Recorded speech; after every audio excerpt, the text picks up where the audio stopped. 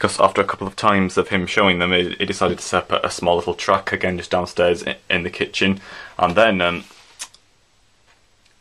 well, after just setting up small layouts for us to well, for me to have a little push around of engines he took the motors out of, he then decided to try out one of his old train controllers. I can't remember what it really looked like. I'm not sure if he's really still got the one, but he got one out, plugged it in, and got a couple of locos running.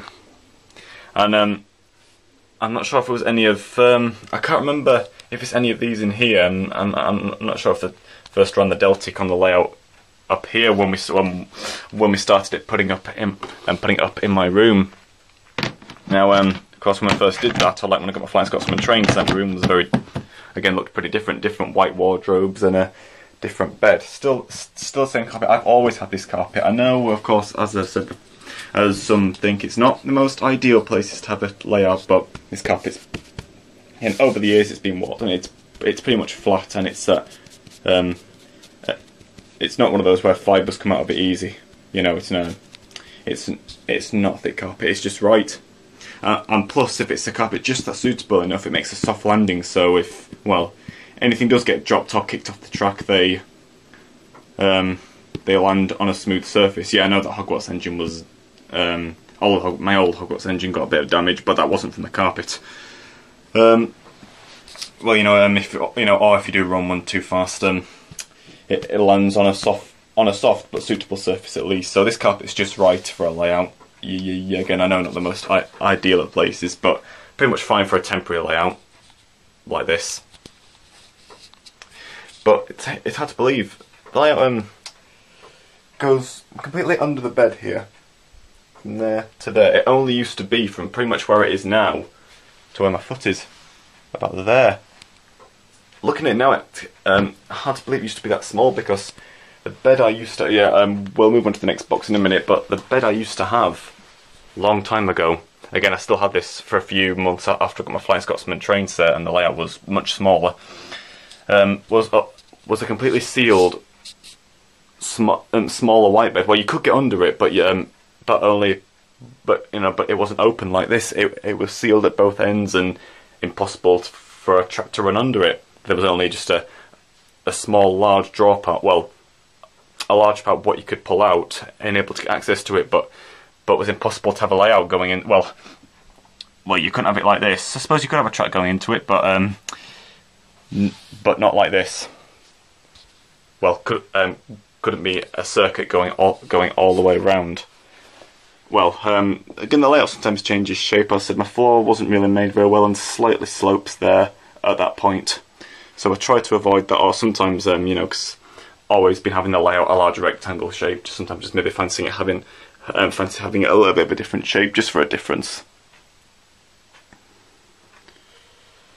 But yeah, under here you can't see it, but I'm just touching it right now. The carpet's almost fully raising itself up again, but the markings from where my old bed used to be, so it's right there. So the track, and we needed a bit of walking space as well and getting in and off the bed, so the track would have probably been there to where it is now, before I got this bed, which could easily fit it under. Yes, again, hard to believe it was that small. Looked pretty big at first all those years ago, but thinking about it now, it would have been tiny, but still pretty good though. When we set my Flying Scotsman train set up on Christmas Day when I got it in 2003. And then after that, after Flying Scotsman was running, we got a couple of my dad's old ones out. Again, the Scotsman train set, of course, there it is. Again, comes with the track layout with two. Oh yeah, the same with the Western Pullman as well. Comes with the two sidings. So we had my Scotsman stopped in one with her train. And when I got when I first bought some freight wagons, got one of my dad's old diesels out and had that pulling them stopped in the other siding. Or if I can't remember, we probably, using some of my dad's old track, made some of the sidings a bit bigger to fit longer trains in. So let's have a look at the other one. Old newspaper in here. What's the date on this? There it is. Thursday, May 7th, 1987. Have Got someone being beaten, burned, kicked, killed. Goodness me. Anyway, well, the only thing that's mine in here is my class 40. I keep that in here. The Lima model. Just put her to one side there. Again, she's been running pretty well lately. Again, there's that buffet car. Again, this is still in pretty much good condition. Just missing one buffer there. Oh, the first. Now, this is pretty important. Although she's not really recognisable due to such a terrible state. No chance of, pretty much no chance of running again. Well, unrecognisable as to what type of engine it actually is, because small Nelly 04 road tank. He has got another one of these. You've seen it. I think it's in there somewhere. Might be, but one that's fully intact with no pieces missing. But this was the first ever one of all his collection that he showed me, and took the motor out of as well. So could push it around, and the body comes off the body just lifts off like that. So not really much left, but this is the first ever thing that he showed me of all his trains. So despite such a bad condition, only got one buffer left. Big crack down the side there. I don't really know what happened to this one. Again, more of his intercity coaches. Again, we're all pretty familiar with these now. But there it is. There's the other one. I've just coupled on that. There we go. There's the other one in much better condition, and still has a little bit more of its. This one's body doesn't come off. It's got her screws in, but it's got a little bit more. Again, motor taken out, but a little bit more leftovers in there. But the wrong number though. I'm sure 76,000 is the number of probably. I think a Britannia class. I don't know where that came from. But she's in much better condition and still has a BR logo on. Yeah, 76,000 is a little bit of a big number for a small engine with a big number. Probably got a big mind. And that was the third one he showed me. The second was this one, which was painted green before he got it back in the 80s. Someone painted it green. It was obviously, of course, a green ginty, but missed a bit out. Their boiler, they've made it look like she's got a much larger black smoke box, when no, it stops there just behind the funnel. So they've missed a bit out there. And oh, sorry, forgive me, that's just the phone ringing out there. On the side, I don't think the camera can pick it up unless I bring it into the perfect light. I mean, just be able to pick it up. Slight shape of the BR logo, it's very hard to see. And the number as well, but I don't think you'll be able to see that because it's much smaller, but was definitely painted over. And if you look carefully, like I myself, from my eye, I can see it perfectly. And number is 47606, I think. I just pick it out in good light, but you know, despite being painted over, it's still the moulds of it are still visible. Yeah, old ginty engine with really thick wheels. It's not really most suitable to run on this track now, especially the points. These big thick wheels can get jammed on the points now. Oh yeah, and the number as well on the front there, which wasn't painted over, but again, whoever painted it did quite a good job, but missed a bit out. Nah, I don't really know what type of green that's meant to be.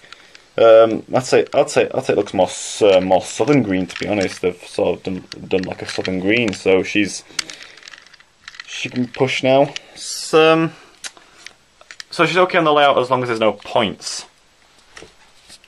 And one which he ran on the kitchen table downstairs when he was trying out some of his old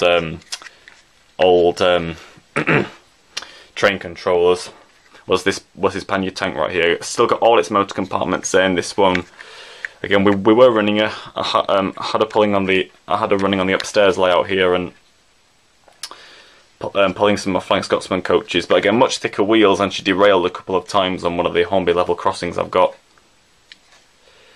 Now again, it's so close. This one is really close to running again, but we'll have to have another look at it, because we were looking, and that brown wire, what you can see in there, deeper down, more internal, it's come loose, and that's preventing her from moving at the moment. We were so close. After having a look at her dismantling, we put her on the track. She started going, but then just died because that wire just was not holding. But there is hope for this engine.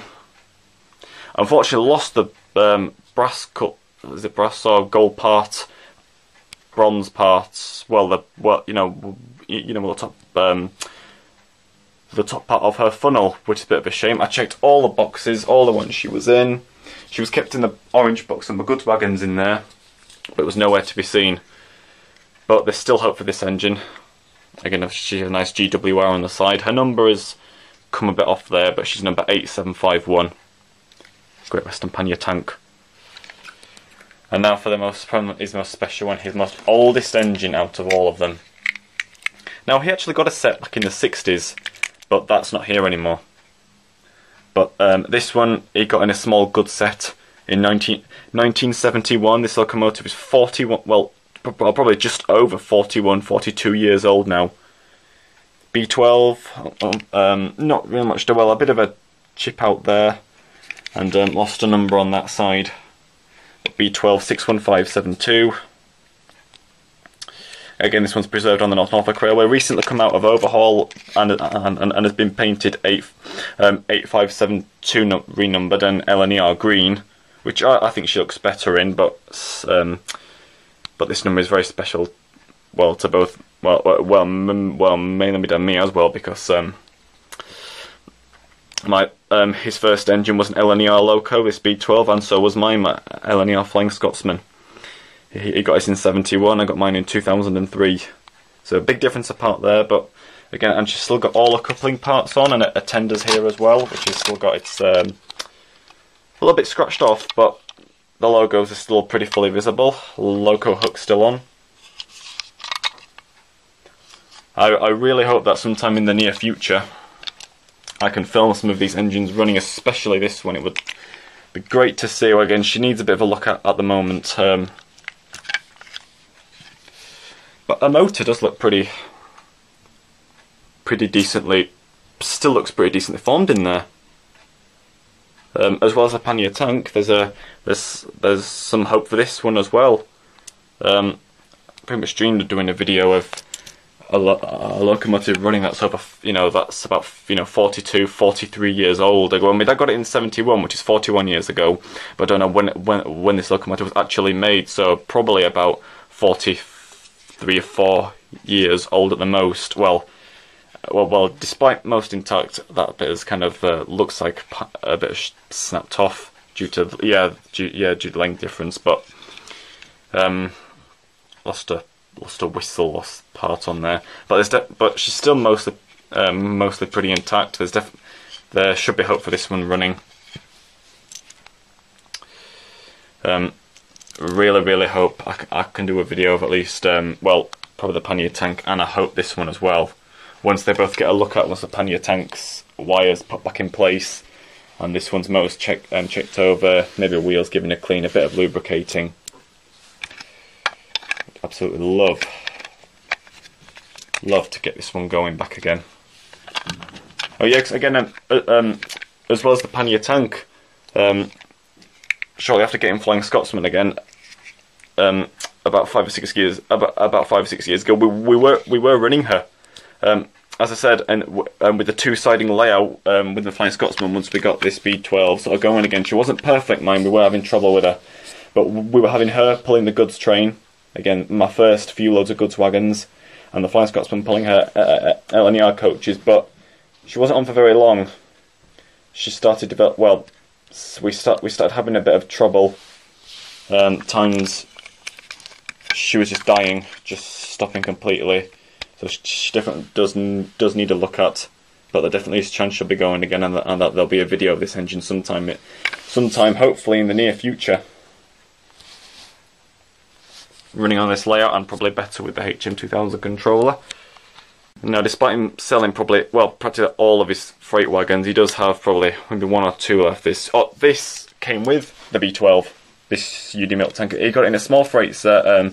This is all that's left of its train, which came with it. Again, a small UD milk tank. Its other wheels are somewhere. I have had this pulled in goods trains, but part of the frame chassis part has snapped, it's wobbly, and the wheels can come out very easily and come loose, so it hasn't really been used in a while. And again, has one buffer missing, but still has its coupling hooks and lost its top, but still looks lost an end frame part as well, but still looks pretty good. At least she's still got one of her freight wagons with her. Just put a tender there. It's got one of those tender hooks there, which sort of hook on like that. It's a shame she's lost a number on that side, because she'd look even better if she still had it. Well, there, obviously a sticker, like on the other side there. Really hope we can get this 42, 43-year-old engine running sometime. It'd be great to see this going. Oh, and he had a couple of brake vans. Here's the one he'd got left.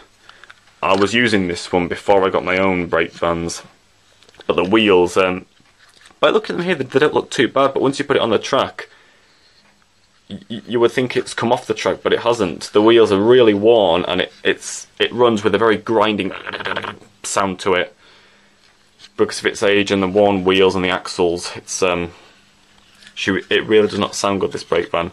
Well, if usually if you're running a train, if it's a locomotive with a quiet motor, all you hear is noise from this brake van because, well, and it keeps fooling you that something or itself has derailed. But luckily this one's still got all its buffers on. It's it's still pretty much fully intact, and its number on the side is still pretty visible. W6297. I think that's 9. Yeah, it is. Yeah, and the brake lever in there. It's like one of those towed brake vans. And then some more of these intercity carriages. That's one of those other ones, and this one has got its bogie still on. Oh dear.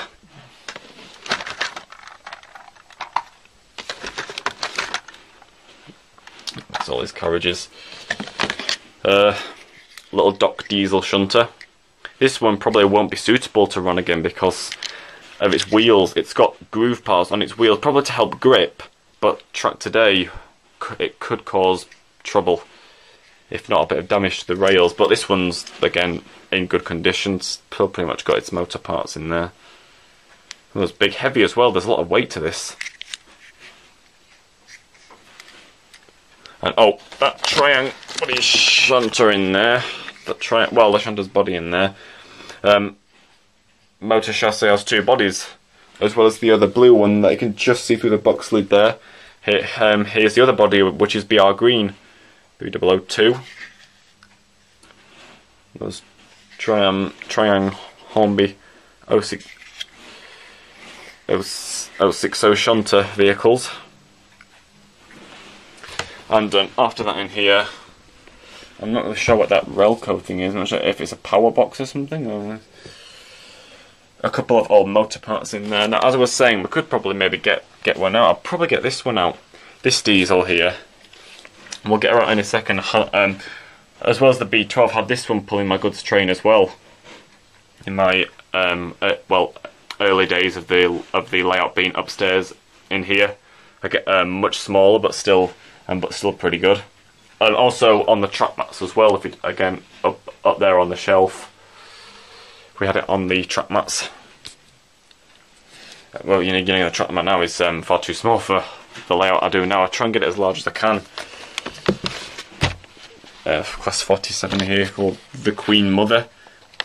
This 47 here is called County of Norfolk. Apparently she's got the wrong number. 4717 is not her original number. And some electrics, Class 86 called the Phoenix. There's some Lima models as well, some Lima ones. 2 87s again.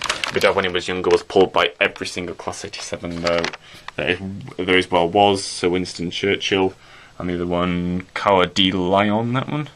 Again, that's in the Intercity livery, similar to my similar to my Windsor Castle model. Well, not a Swallow livery. Looks similar, but hasn't got the Swallow logo on.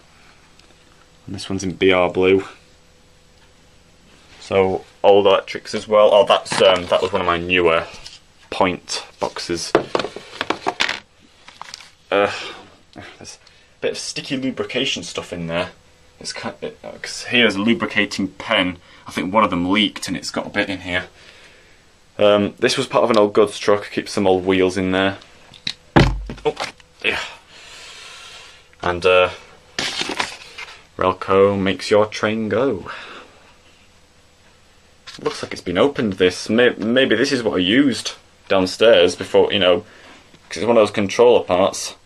I'm not sure what I did with the actual part, if that went or something, but, well, you know, we got rid of that one. Well, I really can't find it anywhere. I've looked for it, but I really don't think you'd get rid of it since it still worked back then. But it's one of the connector parts. This looks like, well, again, probably using this before we got any of the newer controllers. But that was one of my locomotive just instruction manual sheets. So there's all the new stuff in here. We have an old uncoupling ramp. I've got one of them somewhere. I don't know what that is. That I don't know what's in there. I don't really want to open it. And just old motor parts and an old power clip in there. There's pretty much all sorts of stuff. Oh, and a set of wheels. I think that's that milk tanker's other part of wheels in there. You know. So